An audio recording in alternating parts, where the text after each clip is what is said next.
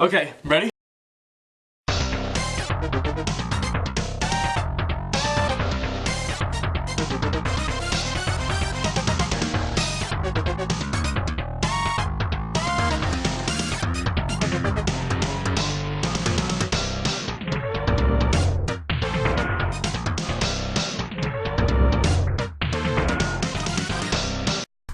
A lot happened in the 1600s. In 1609, Johannes Kepler published his laws of planetary motion, which explained the movement of planets around the sun, but it didn't explain why he looked like a monstrous creature. A year later, Galileo Galilei sees the moons of Jupiter through his telescope. Galileo also showed the Copernican system in which the planets circle around the sun was correct. Both are respectable scientific findings, but one man started something that would change our understanding on how the world works. In 1664, Isaac Newton experiments with gravity. Sir Isaac Newton developed his 3 laws of motion. The first law states an object at rest will remain at rest unless acted on by an unbalanced force. An object in motion continues in motion with the same speed and in the same direction unless acted upon by an unbalanced force. This is often called the law of inertia. Friction is the force that resists motion when the surface of one object comes into contact with the surface of another. Inertia and friction are not the same. Inertia is an object's ability to resist being moved, while the friction is object's ability to stop movement. When a child rolls down a hill on a bike and hits a tree, the bike stops moving and the tree stays in place. That is because the tree's inertia was greater than the child's influence on the bike. This truck here is trying to push a tree over but can't, since again, the tree's inertia is too great. This doesn't apply to trees only. It applies to everything. For instance, a car hitting a wall. See how the car stops when it hits the wall, but the dummy keeps moving? Now watch what happens when the dummy is wearing a seatbelt. The dummy is stopped and pushed back. That is because there was an unbalanced force acting on it that stopped its forward movement. The same goes for the car, almost. It stopped as it hit the wall because it did not have enough force to influence the wall past its inertial mass. But how is this different from friction? Perhaps Bill Nye can help explain. Firefighters use friction to control how fast they fall. It's fun!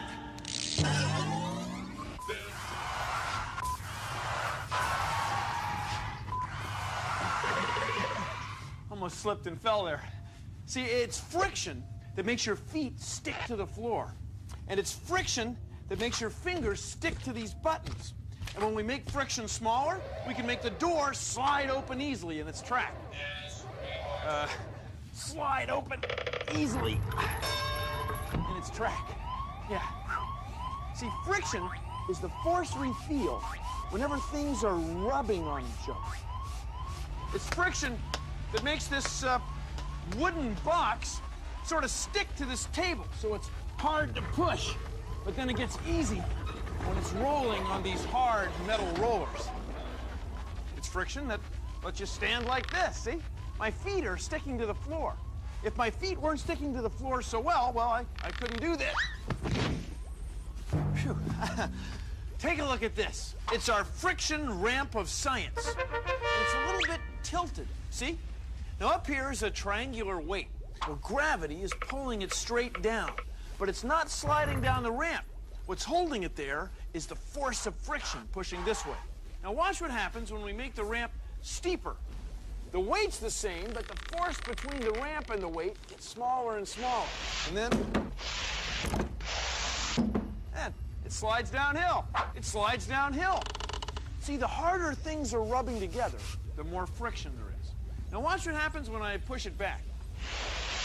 I'll do it a few times.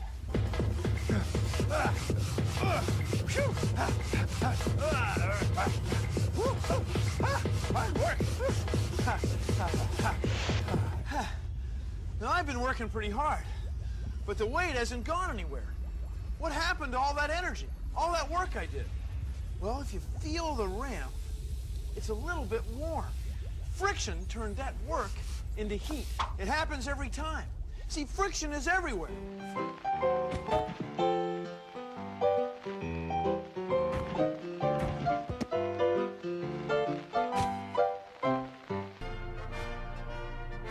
Does that help?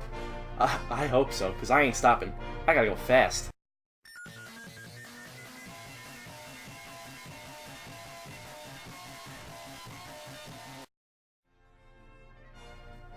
Did you hear the part where friction caused the wood to heat up?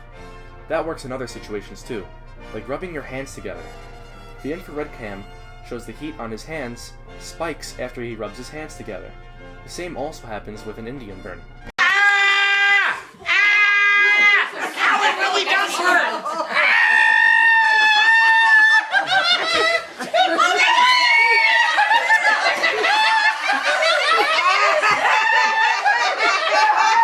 The video of the truck had an example of friction, as the tires were rolling across the road, and then as they were grinding in place, which had to be terrible for the tires. This is rolling friction, and this also happens in skateboarding. In fact, both sliding and rolling friction happen while skateboarding.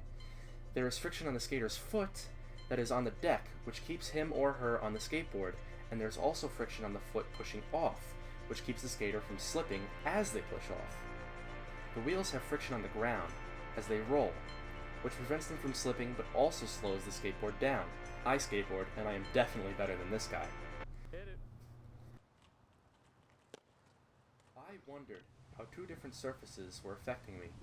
When I ride, I run into many surfaces, and on some I move slower. I thought that maybe the friction coefficients were largely different, but after my calculations, I found that there wasn't much difference. In fact, my accelerations were different by only 0.013 meters per second squared, and the force of me and the skateboard had only 1 Newton difference. But the friction here seemed to be sliding friction. Even though it's rotating, there is still a linear component. But how would we find it? Well, Brandon and I thought of one way we could do it, and it hit us like, Pop! You're in a mouth! we could use simple harmonic motion. I told Brandon that he will have to jump rope, and we'll use Logger Pro to help us calculate linear velocity. At first he didn't want to do it, but then he got really into the idea. For some reason, so did Shia. Just do it! Make your dreams come true! Just do it! Through analyzing the video in Logger Pro, Brandon was able to find the period of his jumps, and from the period he found the frequency.